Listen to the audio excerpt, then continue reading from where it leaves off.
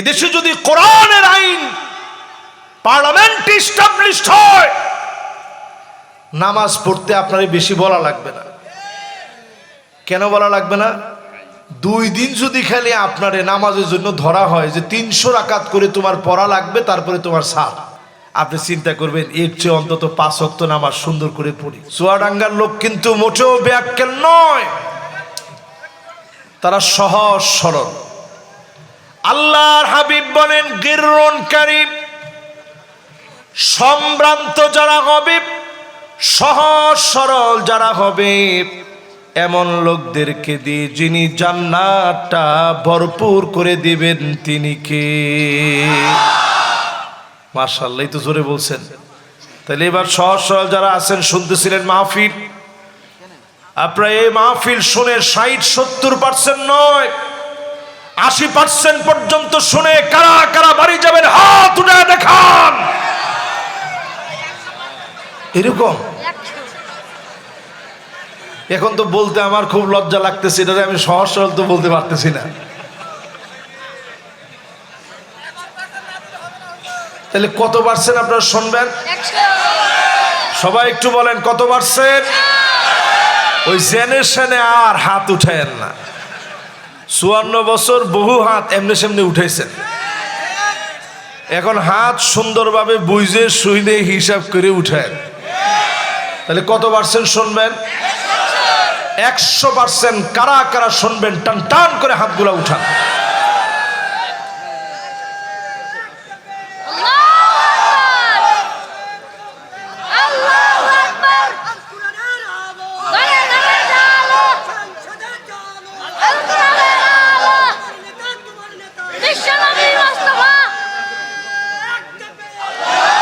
মাশাআল্লাহ, এই তো আমার মনটা ভরে গেছে।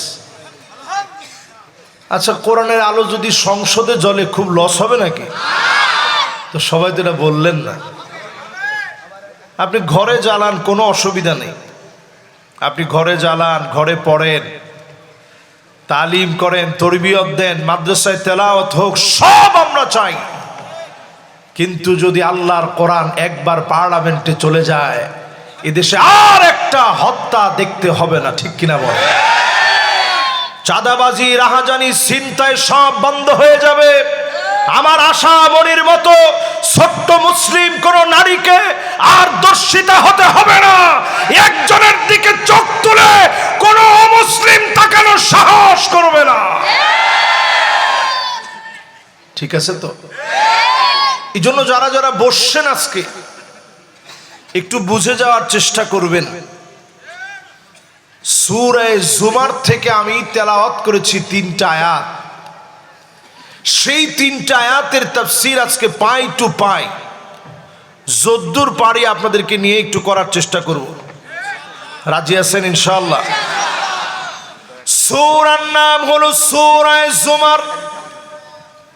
জুমার মানে দলে দলে, দলে দলে দুনিয়ায় যেভাবে চলেন, আখিরাতেও যদি দলে দলে জান্নাতে যেতে চান, আল্লাহর দলে আজ থেকে সমবেত হয়ে মুসলিম বলে সামনে আগান। মুসলিম বলে যদি সামনে আগান, ইসলাম যদি আপনার ধর্ম হয়, রাজনীতিতে যদি আপনি ইসলামকে যদি সবার উপরে প্রাধান্য দেন, জীবন যাপনে যদি ইসলামকে প্রাধান্য দেন, ডেকে ডেকে যিনি মাফ করে দিবেন তিনি কে? প্রথম আয়াতে কারিমাতে আল্লাহ পাক বলেন, ওয়াসিকাল্লাযীনা তাকাউ রাব্বাহুম ইলাল জান্নাতি যুমারা।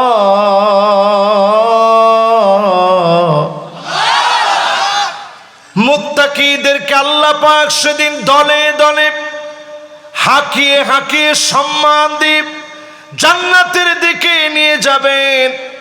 জান্নাতের সামনে যাওয়া মাত্র যিনি দরজা খুলে দেবেন তিনি কে? জান্নাতে যাওয়ার জন্য ওয়াজ শুরু হয়ে গেছে, কিন্তু আপনারা মনে করেন না যে ওয়াজ আরো 15 মিনিট পরে, ওয়াজ কিন্তু শুরু হয়ে গেছে। ঠিক আছে তো ইনশাআল্লাহ? জান্নাতে যাওয়ার জন্য 8টা পদক্ষেপ আজকে থেকে নেওয়া লাগবে। আওয়াজ করে বলা লাগবে কয়টা পদক্ষেপ নেবেন? 5 আর 3 মিলে 8 হয়। এই 8টা পদক্ষেপ যদি আজকে থেকে নিয়ে যেতে পারেন, হতে পারে এখান থেকে উঠার আগেই মালাকুল মউত চলে আসতে পারে। আজকের রজনী বিদায়ের রজনী হয়ে যেতে পারে, শেষ রাত আজকের রাত হয়ে যেতে পারে। অনেক মাহফিল জীবনে আমি করলাম, অসংখ্য বক্তার ওয়াজ আপনারা শুনলেন। আমার জন্য জীবনের শেষ ওয়াজ হয়ে যেতে পারে, আপনার জন্য জীবনের শেষ ওয়াজ হতে পারে। এই মাহফিলে যারা আপনারা বসলেন, যদি 8টা বিষয় মাথায় করে নিয়ে যেতে পারি, এখান থেকে উঠতে দেরি হবে, যিনি মাফ করে দিতে দেরি করবেন না তিনি কে? 1 নম্বরের বিষয় হচ্ছে মান ক্বালা লা ইলাহা ইল্লাল্লাহ খালিসান মিন কলবিহি আও নাফসিহি। মন থেকে যদি কালেমা পড়েন, মন থেকে যদি কালেমা পড়েন, যদি মন থেকে কালেমার উপরে চলেন, কালেমার জন্য পরীক্ষা আসলে জীবন দিবেন, কালেমার পথ ছাড়া যাবে না। এই হিম্মত আর সাহস নিয়ে কালেমার উপরে যদি টিকে থাকেন, চক্ষু বন্ধ হতে দেরি হবে। হারামাহুল্লাহু আলাইহিন নার,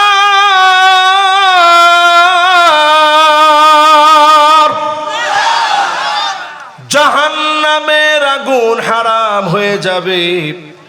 যিনি আপনাকে আমাকে ডেকে ডেকে মাফ করে দিবেন তিনি কি?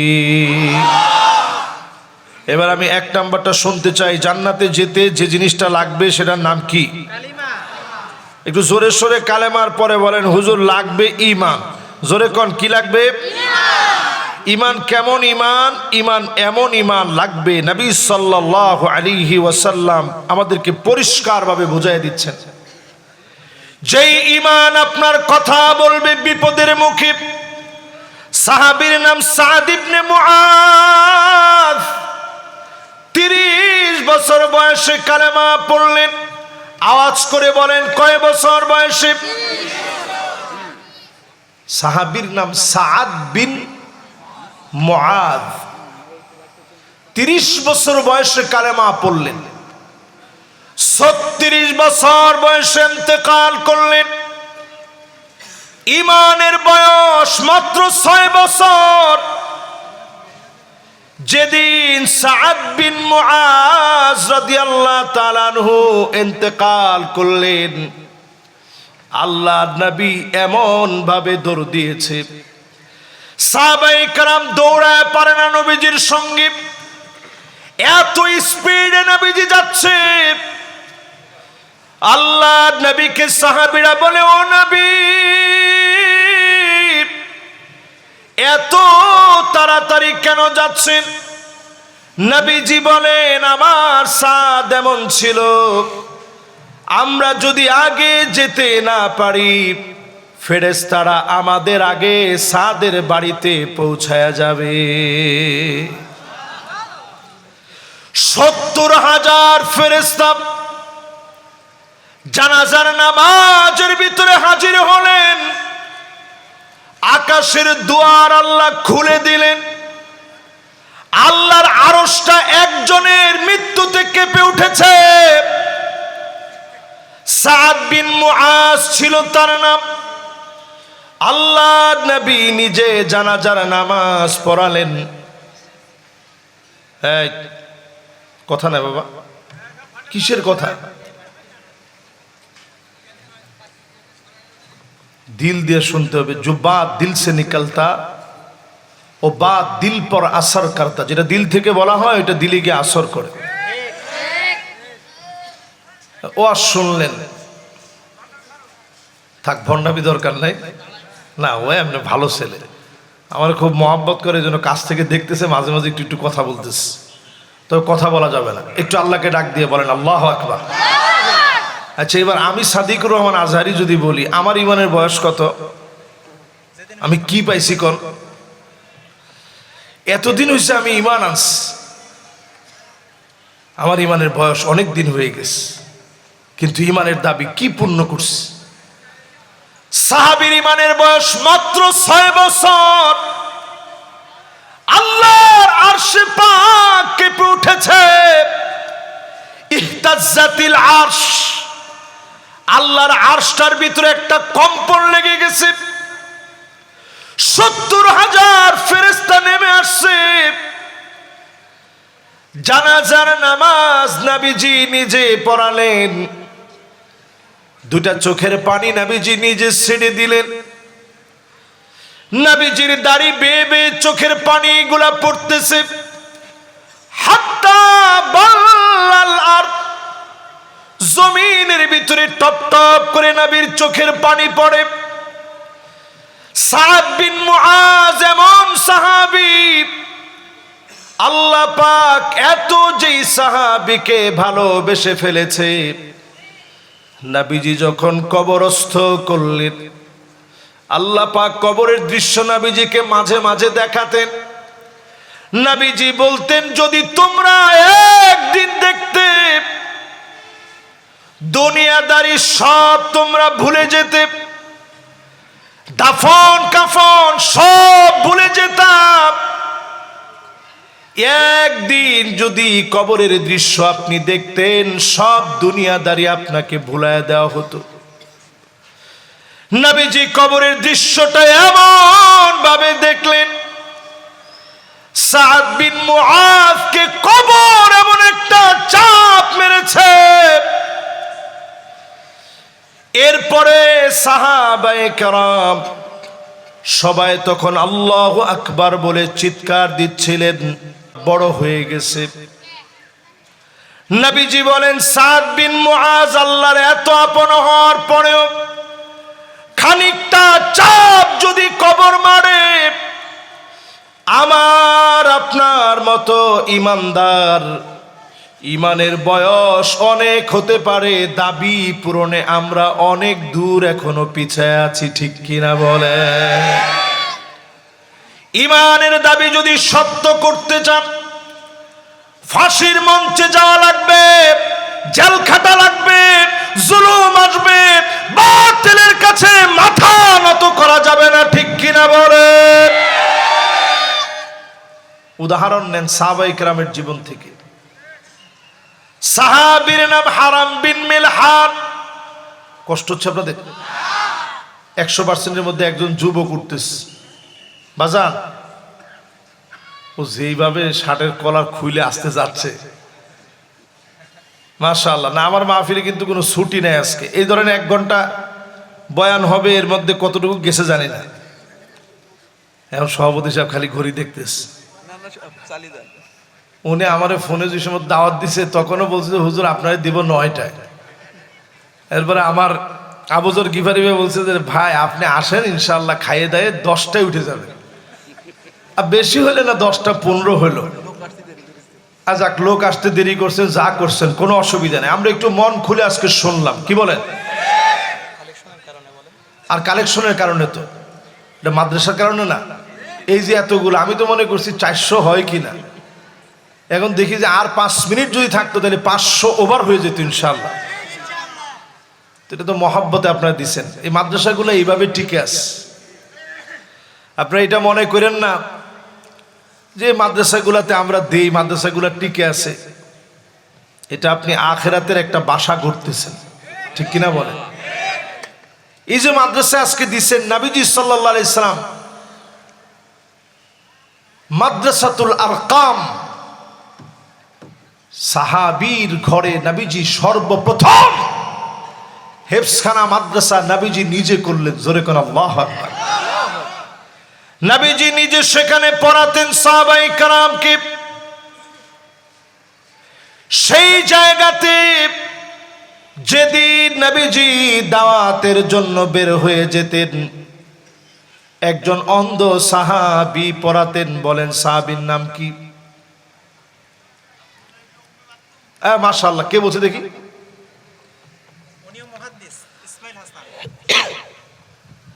মাশাআল্লাহ, লিল্লাহি তাকবীর। বলেন মুহাদ্দিস সাহেব নামটা একটু জোরে বলেন। মাশাআল্লাহ, মুহাদ্দিস ইসমাইল হাসান ভাই। আব্দুল্লাহ বিন উম্মে মাকতুম। যার নামে আল্লাহ কোরআন কারীমে এত সুন্দর আয়াত নাজিল করছে, আবাসা ওয়া তাওয়াল্লা। নবীজি আপনি অন্ধ সাহাবীর দিকে মনোযোগী হন, নেতাদের চিন্তা বাদ দিয়ে দেন, এরা তেমন কাজে আসবে না। প্রতিবন্ধী অন্ধ সাহাবী দিনের কাজে আসবে। বলেন আল্লাহু আকবার। কারে দিয়ে আল্লাহ কাজে লাগায়? এই অন্ধ মানুষকে দিয়ে নবীজির প্রতিষ্ঠান পরিচালিত হয়েছে। জোরে করে আল্লাহু আকবার। তো এরকম আজকের যে প্রতিষ্ঠানের জন্য আজকে অর্থগুলো উঠানো হলো, একজন ছাত্র পাগড়ি নিয়েছে এবং প্রতিষ্ঠান বলেছে যদি আর একটা অথবা 2টা মাস সময় পেত 4-5টা ছেলে পাগড়ি নিত। আল্লাহ যেন এই ছাত্রদের জেহেন জাকাওয়াতকে বৃদ্ধি করে দেন। পড়েন আমিন। তাহলে আমরা 8টা পয়েন্টে কথা বলবো। কয়টা? প্রথমটা হচ্ছে ঈমানের দাবি সত্য করা লাগবে। বলছিলাম হারাম বিন মিলহানের কথা। দাওয়াত দিতে গেলেন কাফেরের কাছে, তেমন কঠিন কোন দাওয়াত না। আসলিম তাসলাম, ইসলাম গ্রহণ করেন শান্তি পাবেন। কথাটা কি খুব কঠিন না সহজ কথা? কিন্তু এই সহজ কথার দাওয়াত যখন কাফেরের সামনে দেওয়া হলো, কাফের 1 সেকেন্ড দেরি করে নাই, তরবারি কোষমুক্ত করলো। সাহাবী খালি অপেক্ষা করতেছে, মনে হয় আমার এখনই আঘাত করবে। কিন্তু মুসলমানরা কখনো ভীরু কাপুরুষ ছিল না। সাহাবী স্টিল দাঁড়ায় আছে, একটা ঘাত করেছে তরবারি দিয়ে, দরদর করে রক্তগুলা ঝরে ঝরে পড়ছে, মাথা ফেটে চৌচির হয়ে গেছে। হারাম বিন মিলহান আল্লাহকে একটা ডাক দিয়েছে, ফুস্তু রব্বিল কাবা, ও কাবার মালিক আমি বিজয়ী হয়ে গেলাম। কাফের তরবারি দিয়ে আঘাত করেছে, শরীর দিয়ে রক্ত ঝরছে, মাথা দিয়ে টপ টপ করে রক্ত পড়তেছে। এই রক্ত আমার বিজয়ের নিশানা। এখনো তাকায় দেখবেন দারসুল কোরআনের ভিতরে যারা পিঠে রক্তাক্ত করে, এই রক্ত বিজয়ের নিশানা, ঠিক কিনা বলেন? খবরদার, রক্ত নিয়ে খেলা এটা মুসলমানের কাজ না, এটা ঈমানের দাবি নয়। সুতরাং আমরা যারা মুসলমান, ঈমানের দাবি পূরণার্থে ঈমানের পরীক্ষা আসবে, দেওয়া লাগবে। এই পরীক্ষায় যারা বিজয়ী হবে তাদেরকে যিনি বিজয়ী বানাবেন তিনি কে? আল্লাহ। 1 নাম্বারটা শেষ, বাকি আছে কয়টা? 2 নাম্বারে প্রিয় ভাইরা আমার,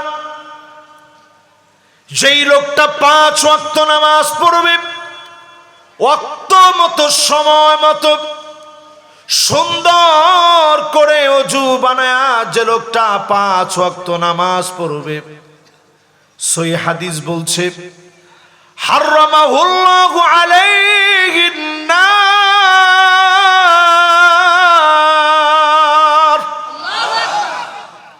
জাহান্নামের আগুন যিনি ডেকে ডেকে হারাম বানায়া ওই গোলামকে কবুল করে নিবেন তিনি কে?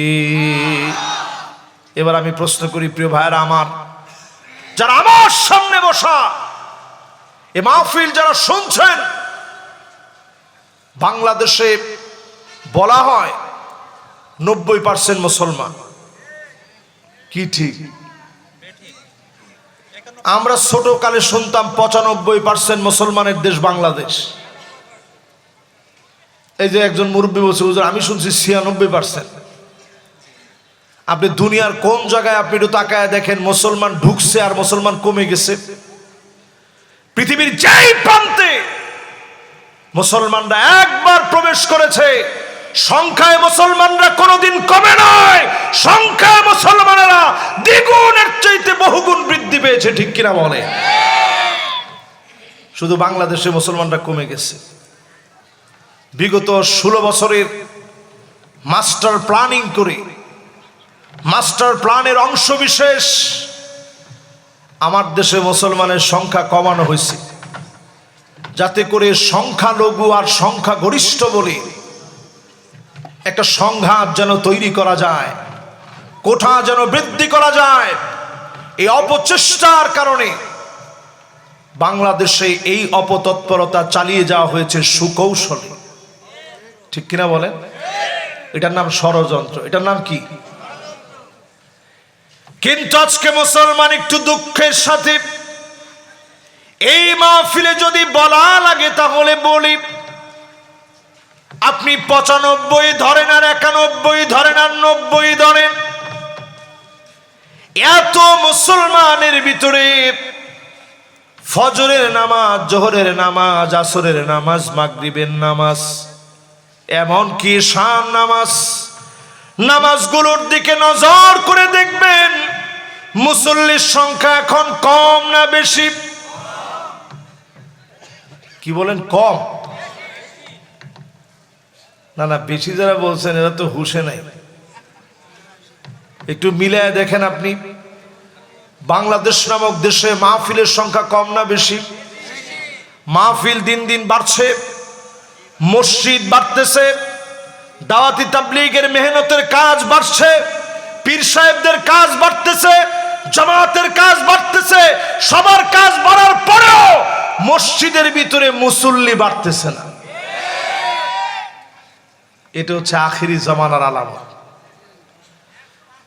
1450 বছর আগে নবীজি বলে গেছে, হাত্তা তুত্তাখাযাল মাসাজিদু তুরুকা,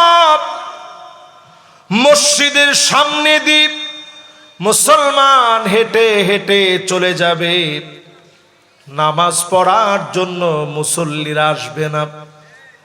আজকে একটু মিলায় দেখেন, মসজিদের সামনে দিয়ে হেঁটে হেঁটে চলে যায়, নামাজের জন্য প্রবেশ করে না এমন মুসলমান আছে না নাই? সংখ্যা কেমন হবে? না 100 জনের মধ্যে কত হবে? দেখছেন? তাহলে 95, 90 যা বলতেছেন ওইটা আমরা নাই বললাম। যদি ধরেন 80 জন লোক 100 জনের মধ্যে এখনো নামাজ না পড়ে, তাহলে এই দেশে কেমনে আপনি কোরআনকে এস্টাবলিশ করবেন? আল্লাহর কোরআনকে যদি এস্টাবলিশ করতে হয়, লোকদেরকে নামাজি হওয়া লাগবে। ঠিক কিনা বলেন? তাহলে 2 নাম্বার লাগবে নামাজ। কি লাগবে? ইমানের পরে নামাজ লাগবে মুসলমান। আপনি যদি বিমানের মধ্যে থাকেন নামাজ লাগবে, তার মানে আপনি আকাশপথে 36,000 ফিট উপরে আছেন, ওইখানে নামাজ লাগবে। জমিনে নামছেন, নামাজ লাগবে। সমুদ্র পথে আছে, নামাজ লাগবে। যেথায় আপনি যান না কেন, হসপিটালের বেডে শুয়ে আছেন, আপনার জ্ঞান ঠিক আছে, নামাজ লাগবে। হাত অবশ হয়ে গেছে, ওই অবস্থায় নামাজ পড়া লাগবে। ওযু নাই, তায়াম্মুম করে নামাজ পড়া লাগবে। আমার নবী ইন্তেকালের আগে মিসওয়াক করার মতো শক্তি যখন পাচ্ছিলেন না, মিসওয়াক চাবাবে সেই শক্তি নবীজির নাই, এমন সময়ে নবীজি যে নসিহত করে গেলেন, আল্লাহর নবী বারবার বললেন, আসসালাহ আসসালাহ আসসালাহ,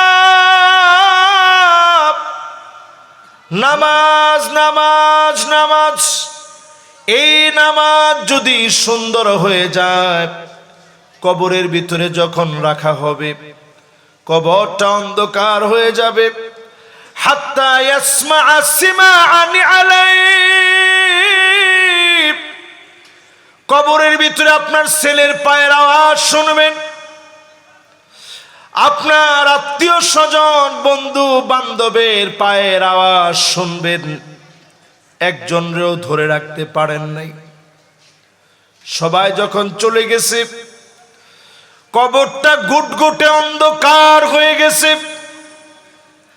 সেই কবরের ভিতরে লোকটা তাকায় দেখবে, নূরুন ওয়া বুরহানুন ওয়া নাজাহ,